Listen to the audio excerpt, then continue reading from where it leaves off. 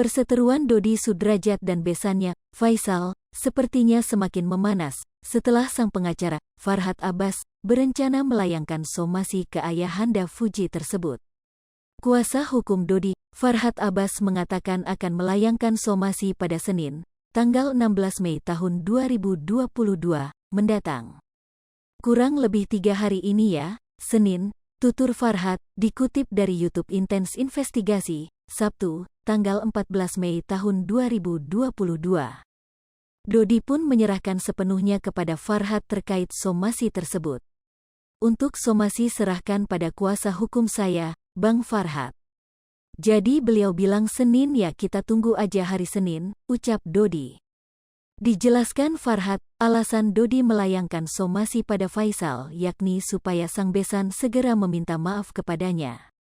Dodi menilai Faisal telah menjatuhkan nama baiknya.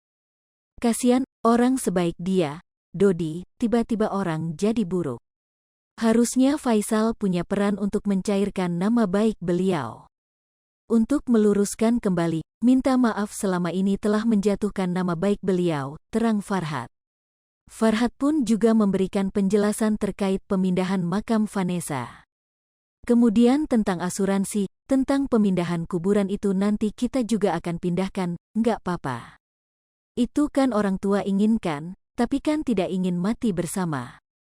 Tinggal kalau nanti Bibi mau ngikut Vanessa ya ikut aja di samping makamnya Vanessa, kan nggak apa-apa, jelas Farhad. Dalam kesempatan tersebut, Dodi juga menjelaskan perihal asuransi kematian Vanessa. Kenapa dia minta asuransi? Dia sudah takut atas jiwanya, takut terjadi apa-apa di dalam penjara, takut meninggal tidak ada umur. Makanya dia meminta dibantu Prof Bambang untuk memiliki asuransi yang pada saat itu penerima manfaatnya saya. Pada saat itu Vanessa juga meminta pada Prof Bambang, ucap Dodi. Selain itu, Dodi juga menjelaskan perihal pemindahan kuburan. Jadi masalah pemindahan kuburan, pada saat dulu Vanessa di Medaeng. Kalau nanti saya di penjara dan saya tidak ada umur, karena pada saat itu kan Vanessa udah mau bunuh diri ya. Udah ramai pada saat itu, minta dimakamkan di satu makam almarhumah mamanya, sambungnya. Dodi menegaskan bahwa hal tersebut diminta oleh Vanessa pada saat itu. Itu dibilang juga Vanessa ke Prof Bambang, jadi 2 permintaan Vanessa pada Prof Bambang.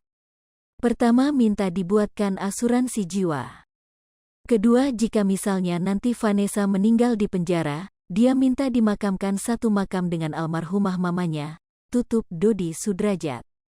Hai pemirsa Sri Popo TV, jangan lupa komen, like, dan subscribe, serta tonton